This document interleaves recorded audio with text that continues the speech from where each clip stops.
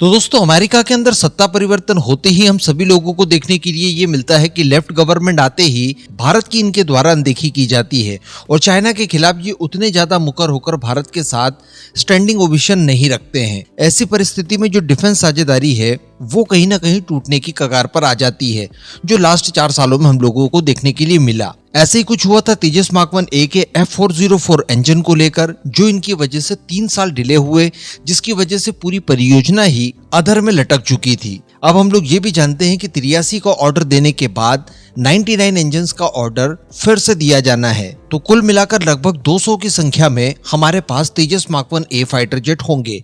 इसके अलावा जो 40-45 पहले हम लोगों ने तेजस मार्क 1 बना रखे हैं वो अलग। अब इन सबको अगर हम लोग लाइफ टाइम जब यूज करेंगे तो हम सभी लोग ये बात जानते हैं कि एक फाइटर जेट में पूरी लाइफ साइकिल के दौरान 2 से लेकर 2.5 इंजन्स की रिप्लेसमेंट की आवश्यकता पड़ती है। लगभग 3 ही आप मान लीजिए, तो कितना भी कम हम लोग अगर कर दें तब भी इन पूरे फाइटर जेट्स की जब पूरी लाइफ साइकिल हम लोग इस्तेमाल करेंगे तो वहां पर हमें कम से कम 700 के अराउंड नए इंजन्स की आवश्यकता पड़ने जा रही है। अब अमेरिका से इन 700 इंजन्स को प्राप्त कर लेना ही बहुत बड़ी बात है। समय पर अमेरिका ये हमें डिलीवर्ड हमेशा ही करता रहेगा, आने वाले 30-40 साल भी इसकी कोई गारंटी देखने के लिए नहीं मिल सकती इस समय। और फिर भी अगर हम लोग सिनेरियोस को अगर देखने की कोशिश करें तो F404 इंजन जो डिले हुए हैं, जिसके पीछे अमेरिका जो कारण बता रहा है वो कारण ये था कि देखिए इसका तो प्रोडक्शन ही बंद कर दिया गया था। बाद में भारत द्वारा ऑर्डर दिया गया, फिर प्रोडक्शन शुरू करने की जब बारी आई तो फिर युद्ध वगैरह शुरू हो जाता है रशिया यूक्रेन के बीच में।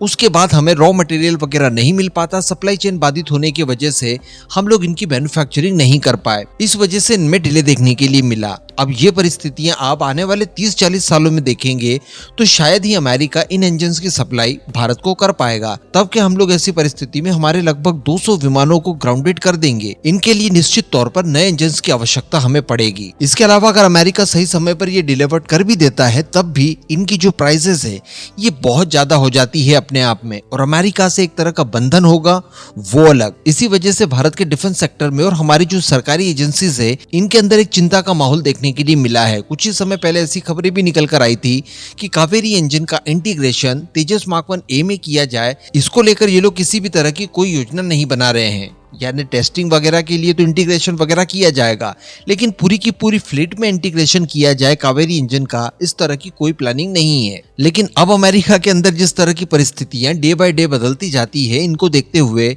इस बात का निर्धारण कर लिया गया है कि कावेरी इंजन को तेजस मार्क 1A के अनुसार एक्चुअली तैयार किया जाएगा, और ये सब कुछ होगा कावेरी 2.0 के जरिए। तो ये लोग कई बार अपने प्लान्स को ड्रॉप करते हैं, कई बार वापस से पिक करते हैं, लेकिन अब पिक करने की आवश्यकता आन पड़ी है और इसको लेकर फाइनल निर्णय एक्चुअली ले लिया गया है। अब जैसा कि हम लोग जानते हैं कि DRDO की GTRE द्वारा कावेरी इंजन के डेवलपमेंट की प्रक्रिया शुरू की गई थी। वो बन तो गया है लेकिन वो उस लायक नहीं है कि इसका इस्तेमाल तेजस में किया जा सके। साथ ही इसमें एडवांस टेक्नोलॉजीज को लेकर भी कई सारी खामियां पाई गई थी। हालांकि बाद में इसके ऊपर कई सारे काम किए और इस लायक इसका ड्राइव वेरिएंट तैयार हो चुका है कि जिसका इस्तेमाल हम लोग घातक UCAV में कर लें। और जैसा कि हम जानते हैं कि कावेरी 2.0 इंजन के लिए जो हमारी प्लानिंग है वो कुछ इस तरह की है कि इसे कम से कम 84 से 85 किलो न्यूटन थ्रस्ट के आसपास पहुंचाया जाए आफ्टर बर्नर के साथ, और आफ्टर बर्नर के बिना यानी ड्राइव वेरिएंट भी कम से कम 54 किलो न्यूटन का थ्रस्ट दे, इस लायक इसे तैयार करना है, जिसके बाद इसका इस्तेमाल बड़ी आसानी से तेजस में संभव हो पाएगा। हालांकि कुछ बदलाव इसके बाद भी करने होंगे हमें तेजस की एयरफ्रेम के अंदर, तो वो करने के बाद हम लोग इनका इस्तेमाल तेजस मार्क 1A में कर पाएंगे। इवन बताया ये जा रहा है कि अगर आने वाले 2-2.5 सालों में या 3 सालों में लगभग इस कावेरी इंजन को GTRE अगर सक्सेसफुली तैयार कर देता है तो हमारी तेजस फ्लीट अपने आप इसके चलते फुल्ली स्वदेशी हो जाएगी। कुछ एक ही कंपोनेंट्स विदेशी बचेंगे, जिसमें मेजर अगर देखें तो इजेक्शन सीट रहेगी। इसके अतिरिक्त बाकी लगभग सारी मेजर चीजें स्वदेशी इसमें इस्तेमाल की जा सकेंगी। साथ ही इसके बाद GTRE का हौसला भी बढ़ेगा और GTRE किसी फॉरेन पार्टनर के साथ मिलकर, संभवतः फ्रांस की साफरान या फिर UK की रोल्स रॉयस के साथ मिलकर इसी कावेरी इंजन का एक हाइब्रिड वेरिएंट भी तैयार कर सकती है, जिसको फिर बाद में हम लोग एमका में भी इस्तेमाल कर सकते हैं, जो कि एडवांस होगा, हायर थ्रस्ट देगा और किसी 5th जनरेशन में इस्तेमाल करने योग्य एटलीस्ट वो बन जाएगा। तो खैर अब इसके ऊपर किस तरह की चीजें हमें देखने के लिए मिलेगी फ्यूचर में ये तो अभी नहीं कहा जा सकता, लेकिन काम इनके ऊपर काफी सीरियस मोड में शुरू कर दिया गया है, ये बड़ी बात है।